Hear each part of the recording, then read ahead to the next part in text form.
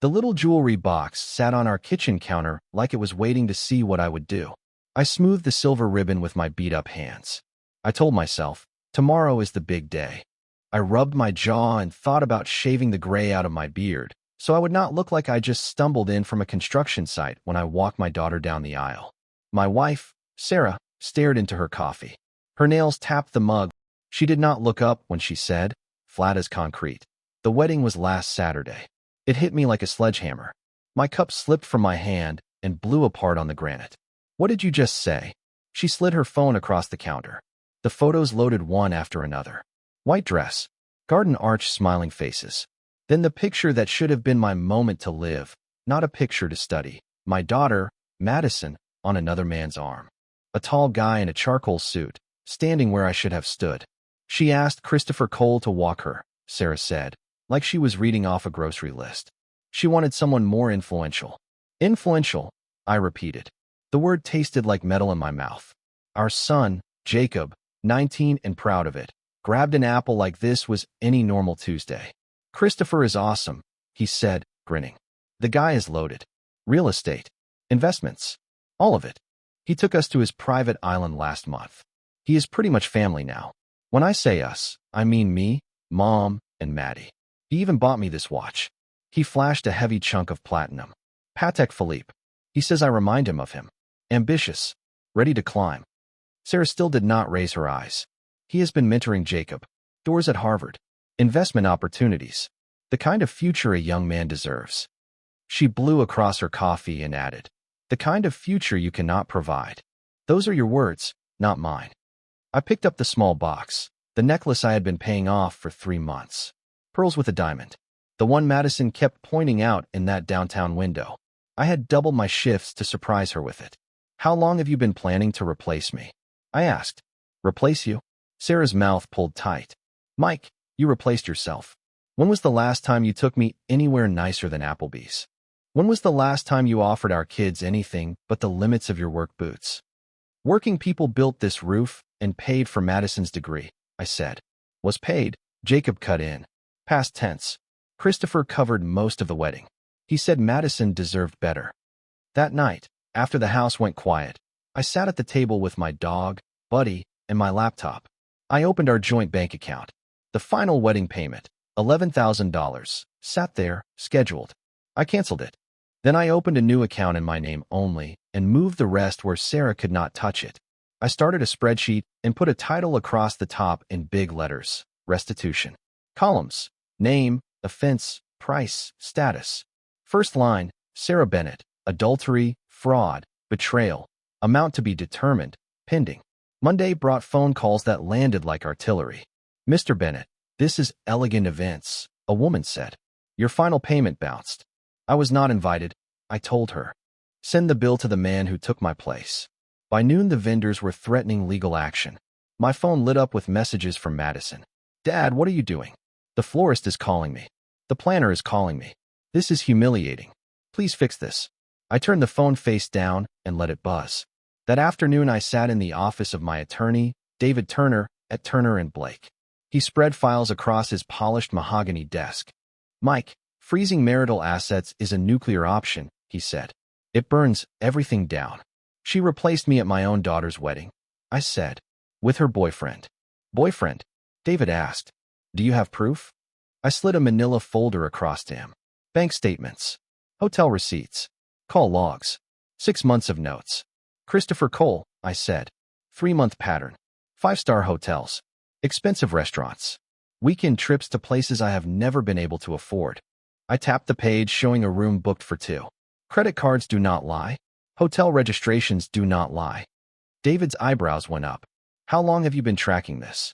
"Since my gut started talking," I said. "And there is more. Jacob wants to change his last name." My jaw tightened. "The papers came yesterday. He wants to become Jacob Thomas Cole. Adult adoption. They need my consent." "Will you sign?" David asked. "Not now. Not ever." "What do you want me to do?" he said. "Everything," I said. "Freeze everything we share. File for divorce on the grounds of adultery. Fight any claim to my company. And I want the full picture on Christopher Cole, money, deals, weak spots. Every rich man has something he does not want seen." I want to find his. On Wednesday, a courier brought me a thick envelope and would not hand it over until I signed. I sat in my truck and read the petition 3 times. Legal name change: Jacob Thomas Bennett to Jacob Thomas Cole. Reason: alignment with new family structure. Request for adult adoption. Biological father's consent required. The words were clean, official, and colder than ice. They cut deeper than anything I have ever felt. My phone rang. Sarah's voice was tight. "This has gone far enough. Come home. Bring your checkbook." I did not answer. I drove with the radio off. The road ran out in my headlights like a blade. 20 minutes later, I stepped through my own front door. Sarah was waiting. She stood in the foyer with her arms folded, still dressed up from whatever fancy dinner she believed she had earned. I had a plastic grocery bag in my hand with a robe folded inside. The same robe I pulled out of the gravel at Christopher Cole's lakeside cottage. "You came," she said, trying to keep her voice steady. "Good. I told you we needed to talk. I meant calm and rational, not whatever this is." I raised the bag. "You left this," I said, "at the cottage. I figured you would want it back." Her face went rigid. The color drained right out. "I was out with Amanda." "No," I said. "You were laughing over wine on Christopher's back patio. The same place his company holds through a shell limited liability company. I traced it last week." "You lied, Sarah. You always lie when you feel safe." "Mike." I let the bag drop to the floor. When Madison said she wanted someone more influential to walk her down the aisle, I thought it was her idea. Now I know whose fingerprints were all over it. "You do not understand. I understand the hotels. I understand the restaurants. I understand the secret mentoring and the closed doors." I drew a long breath. "You did not just cheat. You erased me, one careful step at a time." She moved like she might touch my arm. I lifted a hand. "Do not. We are past soft words and midnight apologies. The only question now is how fast you pack." Her voice cracked. "I did not mean to hurt you." "But you did," I said. "Now I have to decide what that means. For this house. For my company. For our kids." She stared at me.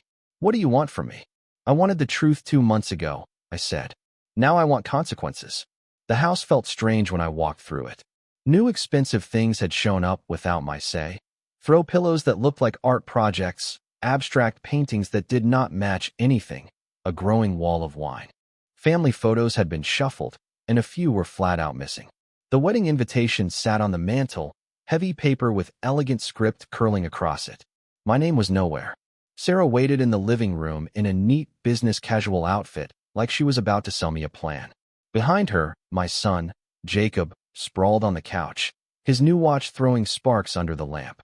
"This tantrum needs to stop," she said after a slow breath. "Freezing the accounts. Refusing to pay for Madison's wedding. You are embarrassing us." "Us," I said. I picked up the invitation. I see Madison's name. I see her husband's name. I see Mr. and Mrs. Bennett request the honor in perfect script, but somehow my actual role got cut. I held the card up. $11,000 for the final payment. $23,000 in total. Every cent from 16-hour days, coming home covered in concrete dust. "Christopher helped with costs," she said. "Christopher," I repeated, and I set the invitation down very carefully. "Tell me about Christopher." Her polished look slipped. "He is a friend. A successful businessman. A friend who takes you to the seaside resort. A friend who walks my daughter down the aisle." "You are being paranoid." I pulled out my phone and opened a photo. "Recognize this?" I asked. The image was sharp. The seaside resort. March 15th. You and Christopher hand in hand, heading toward the honeymoon suites.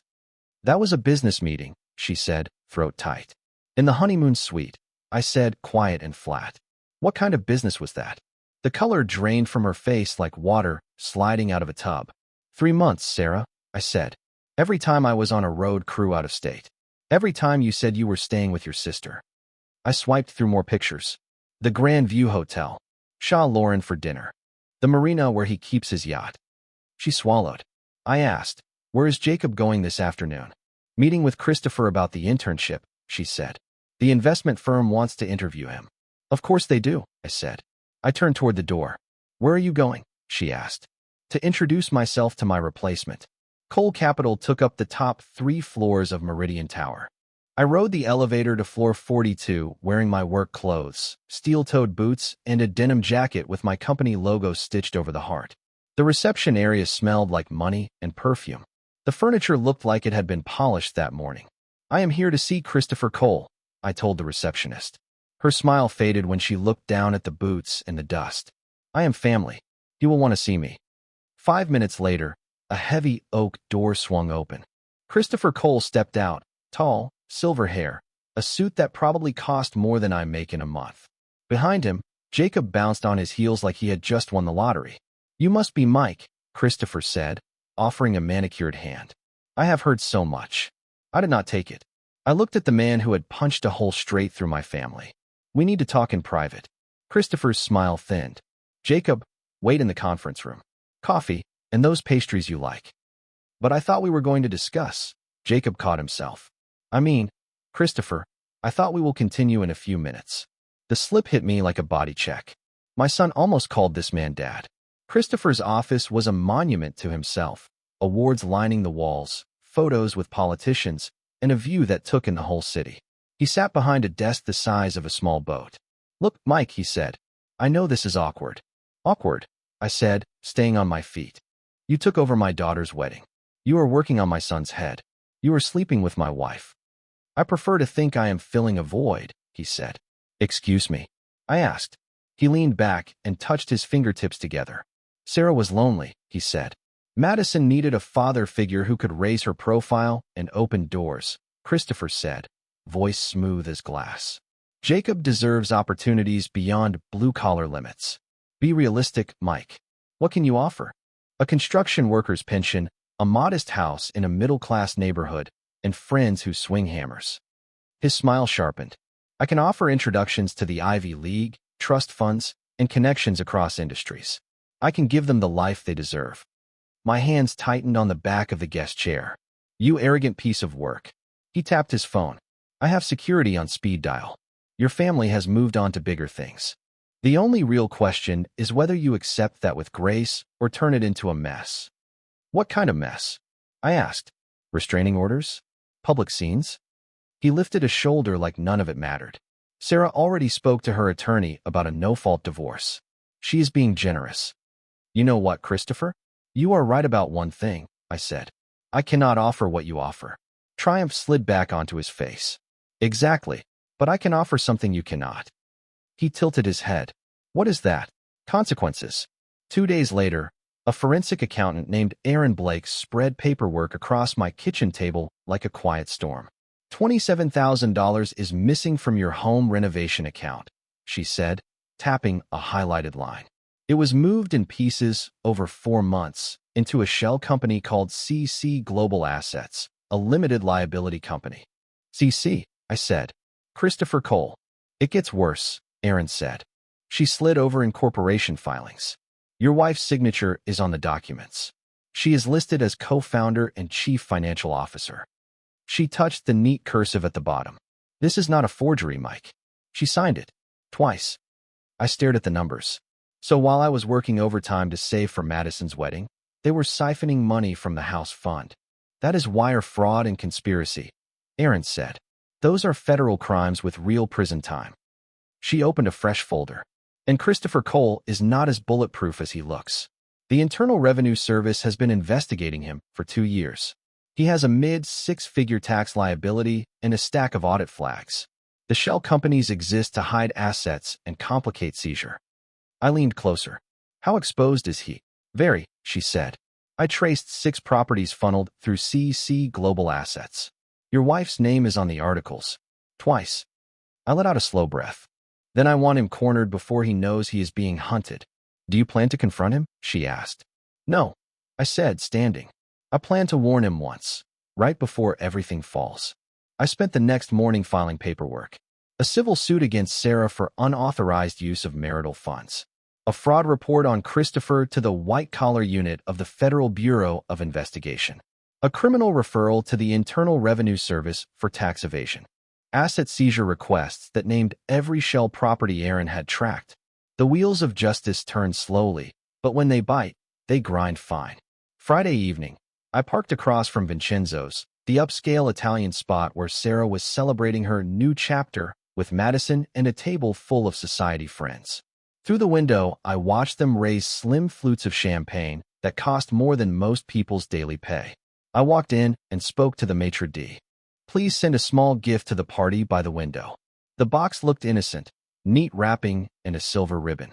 Inside was a small flash drive with audio recordings of Sarah and Christopher whispering through their financial tricks, scanned bank documents showing every fraudulent transfer, a handful of time-stamped photos from hotel nights, and a typed note.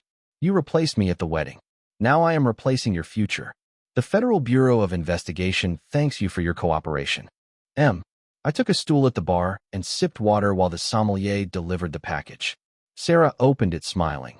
Then her face ran through confusion, recognition, and fear. She squeezed Madison's arm and started whispering. The joy leaked out of the table like someone had pulled the plug. I left exact change for the tip and stepped into the night feeling lighter than I had in months. Monday broke like a storm siren. At dawn, the Federal Bureau of Investigation hit Coal Capital. Agents poured through Meridian Tower. News vans crowded the curb. Cameras caught neat rows of evidence boxes. By lunchtime, the financial papers were running headlines about a white-collar crime ring. One shot showed Christopher Cole in handcuffs. I watched the live feed from the break room at my office, coffee going cold as his empire came apart in front of the whole city. The anchor used simple, heavy words: wire fraud, money laundering, tax evasion. Years, maybe decades, behind bars. My phone rang. I answered. Sarah's voice shook. They arrested Christopher. They froze his accounts. They are saying I am part of it. It is amazing what a signature does, I said. Your name, your responsibility. I need a lawyer. This is a misunderstanding. There is no misunderstanding, I said. You took $27,000 from our joint account to feed your boyfriend's criminal machine. You signed papers that made you an officer of his shell company. You were not a bystander. You were in it. You reported us, she said, anger breaking through. I did not destroy anything, I said. I showed what was already true. Choices come with price tags. Remember that word, Sarah. You will be hearing it a lot. I ended the call. An hour later, Jacob walked onto my construction site looking like he had aged 5 years in one night. This is insane, he said, face red and tight. Christopher was arrested. Mom is named in a federal investigation. Madison is freaking out because the vendors want their money. And you did this. You wrecked everything because you were jealous. I led him into the construction trailer, opened a filing cabinet, and took out a thick folder. Sit. On the metal table, I laid out bank printouts, corporate filings, and photos. Your hero has been stealing from us for months. $27,000 dripped out of the home renovation fund. Your mother helped him. That is impossible. I touched each page with one finger. Her signature, her social security number, her name listed as co-founder and chief financial officer on his shell company. I looked him in the eye. While I worked long days to pay for your sister's wedding, they were draining our account to fuel their affair. He stared at the paperwork, his expression sliding from anger to doubt to something like fear. This cannot be right. The Federal Bureau of Investigation thinks it is right, I said. That is why Christopher is in federal custody, staring at 20 years. But the island, the watch, the internship. He was going to help you get into Harvard with stolen money, Jacob. Our stolen money. The money I earned breaking my back so you could have a shot I never had. His hands shook as he turned the pages. I did not know. No, I said, you did not. But you liked the benefits, did you not? Same as Madison liked the attention when he walked her down the aisle. What happens now? Now you face what is real, I said. Christopher is headed for federal prison. Your mother might be charged too. The fancy promises were never a trust fund. They were fraud. They were theft. So what am I supposed to do? Grow up fast, I said. Learn what honest work feels like. Understand that real opportunity comes from effort, not from a criminal's handshake. This is your fault, he snapped. If you had been a better father. Better. My voice went low. I worked myself to the bone for this family. I saved for your futures. I was building something that lasts. You traded it for fool's gold because it wore a nicer suit. He stomped to the door, hand on the latch, and looked back. I hate you for this. Good, I said, quiet. Hold on to that feeling. Maybe it will remind you what loyalty is supposed to mean. The door slammed hard enough to rattle the windows. The arraignment was standing room only. Reporters with notepads. Federal prosecutors in dark suits. A line of victims. Retirees who had lost savings. Contractors left unpaid. Employees whose pensions had been looted. I took a seat in the back and watched my wife's lover shuffle in wearing orange scrubs and handcuffs. Assistant United States Attorney Megan Carter stood and spoke like she had done it 100 times. Your Honor, the defendant ran a layered network of shell companies to defraud investors and launder money. We have identified more than $2 million in fraudulent transactions across multiple states, with dozens of victims. Christopher's expensive lawyer tried to sound steady. My client denies all charges. This is an overzealous prosecution. Your Honor, Carter cut in. We have documentary evidence tying the defendant to wire fraud, tax evasion, money laundering, and conspiracy over a 3-year period. His co-conspirator, Sarah Bennett, has already given sworn testimony pursuant to a plea agreement. My heart kicked hard. Sarah had flipped. She chose herself. The judge, gray-eyed and seasoned, read from the filing. Bail is set at $5 million, cash only. The defendant will surrender his passport and submit to electronic monitoring pending trial. Christopher's shoulders sagged. $5 million in cash was a fantasy with his accounts frozen and his empire in pieces. Outside the courthouse, I caught up to Sarah near her attorney's black luxury sedan. She looked like the last 2 months had sanded her down. Thinner, pale, the shine gone from her clothes. You testified against him, I said. She did not quite meet my eyes. I had to. They were going to charge me as a full conspirator. 20 years, Mike. 20 years in federal prison. She swallowed. The plea reduces it to accessory charges. 5 years of probation. Full restitution. How much restitution? Everything, she whispered. The house. My retirement. My jewelry. Everything I own goes to pay back the victims. Good, I said. Mike, please, she said, tears coming. I messed up, but we can fix this. Counseling. A fresh start. A fresh start. My laugh came out like winter air. You want to pretend you did not replace me with a criminal? Pretend our son does not want a new last name? Pretend you did not steal from our home to fund weekend trips? I never meant for it to go this far, she said. But it did, I said. And now you live with the bill. I turned and walked away while she cried in the parking lot. 2 months later, the foreclosure notice was taped to the front door. Restitution stripped everything Sarah owned. Madison moved clear across the country with her husband. His family wanted nothing to do with a scandal tied to a federal crime ring. Jacob dropped out of college. Without Christopher's promised money, tuition was out of reach. He picked up a job at a warehouse. He was learning what it feels like to punch a clock. The name change petition showed up one more time, hand-delivered by a process server. I set the envelope on my workbench and left it there until the paper curled at the edges. Jacob stood in the hallway outside my door, looking older than 19. The designer clothes were gone. He wore jeans, work boots, and a sweat-stained t-shirt that smelled like real labor. I need you to sign this, he said, holding out a thick envelope. It is the same petition.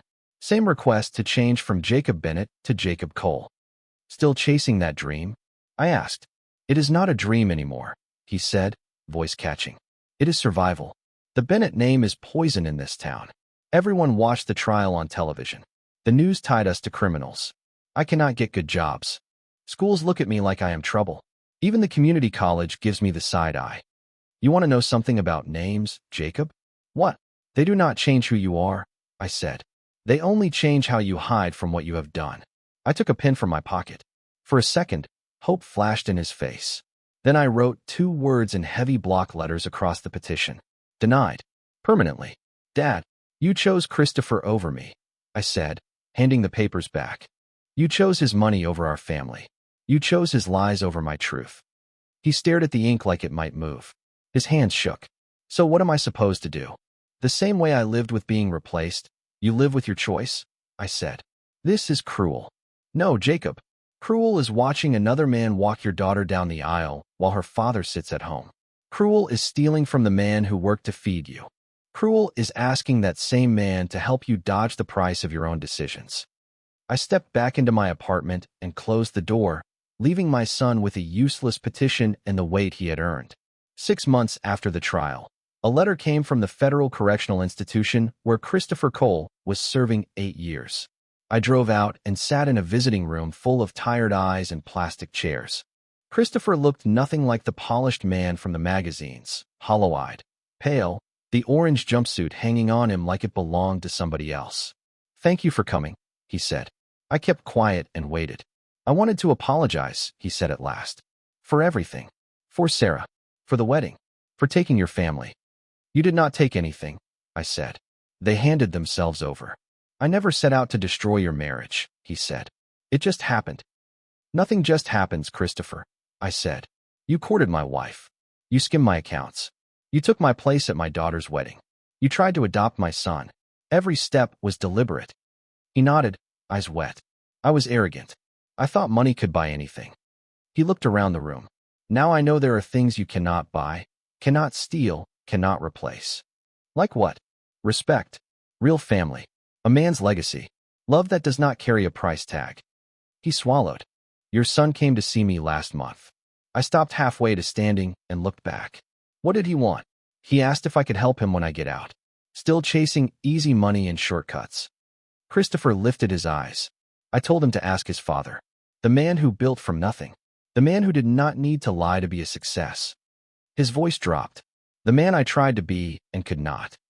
I left without another word and walked into sunshine Christopher will not feel without offense for years. The last showdown was on a Tuesday evening. Jacob stood by my truck with his arms crossed, like he had been waiting a long time. "We need to settle this," he said. "I thought we already had. You destroyed my life out of spite. Now you will not even give me a chance to fix it." "The truth hurts," I said. "Christopher was going to help me," he said. "He was going to give me opportunities.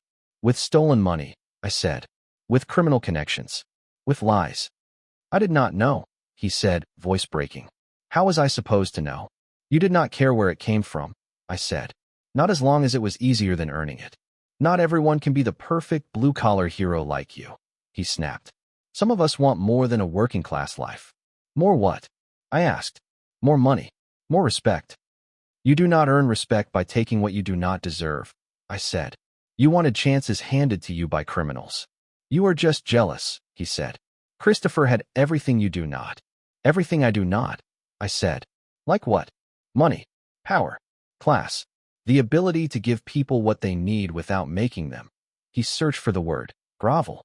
"And what did I have that he did not?" I asked. He faltered. What do you mean?"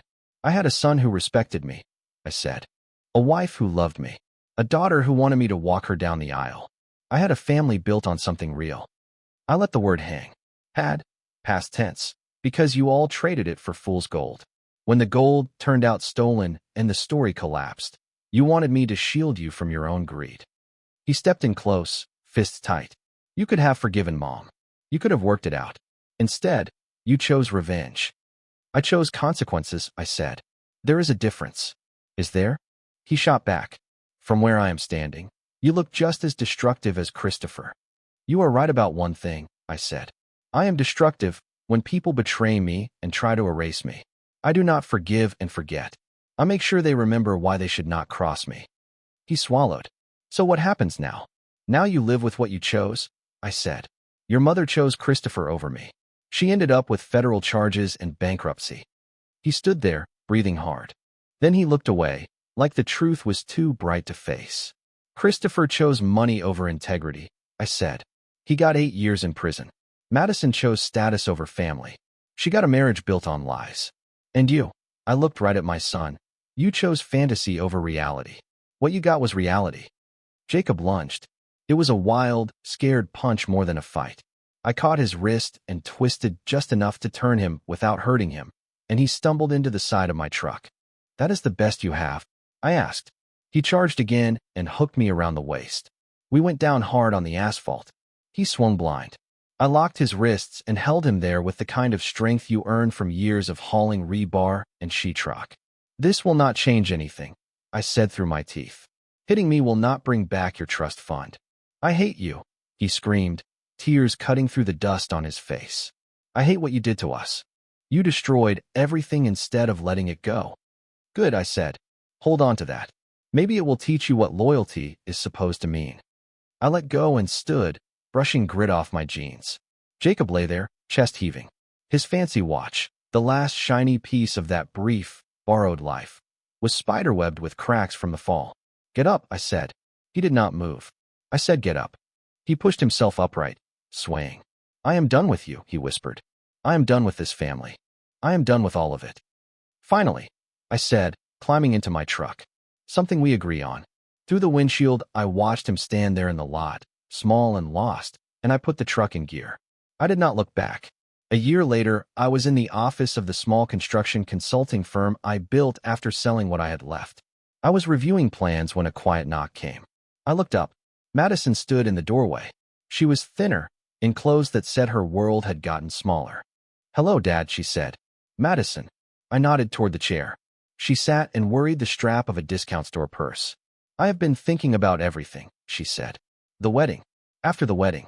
I owe you an apology for shutting you out, for choosing Christopher, for believing Mom when she said you did not understand how important appearances are." I waited. "I was wrong," she said. "I see that now. What Christopher did to our family, what he took," she swallowed. "I should have asked where the money came from. I should have questioned more. I should have, could have, would have," I said. "None of that changes the past. I want to try to fix things between us." "Fix what?" I asked. "You made your choice.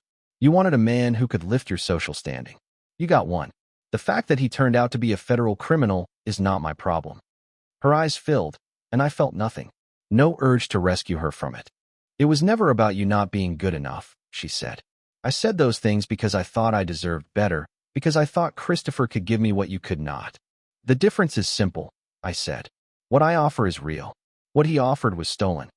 I know that now." "Now," I said, "after the arrests, the trials, the headlines. After your husband's family cut ties. After your circle found out what you stood next to." She flinched. I shook my head. "You do not want reconciliation, Madison. You want absolution. You want me to tell you we can snap back to family like none of it happened. Can you forgive me?" "I already have," I said. "But forgiveness is not forgetting. It is not pretending the fire did not show who you are when the room fills with smoke." She stood, composure slipping. "So this is it. You are going to punish me forever for one mistake?" "I am not punishing you," I said. "I am protecting myself. You already showed me what you do when someone waves something shinier. Why would I hand you the chance to do it again?" She reached the door and turned. "For what it is worth, I loved you. I still do." "I know," I said. "But love that comes with conditions does not hold. Love that can be traded for a better table is not love that keeps a house together." She left without a word. I went back to my plans. On my desk, a single family photo remained from the last Christmas we all pretended to be fine. I held it, studied the smiles, and then set it face down in my drawer and closed it. Some wounds never knit. Some cuts go too deep for any bridge to span. Sometimes the only way to save what is left of yourself is to let the people who hurt you live with the bill they ran up. At home, the jewelry box still sat on the kitchen counter, wrapped, unopened, forgotten. A late gift to a moment that never came. A reminder that lost chances do not circle back. Consequences do. They linger. They teach. They last.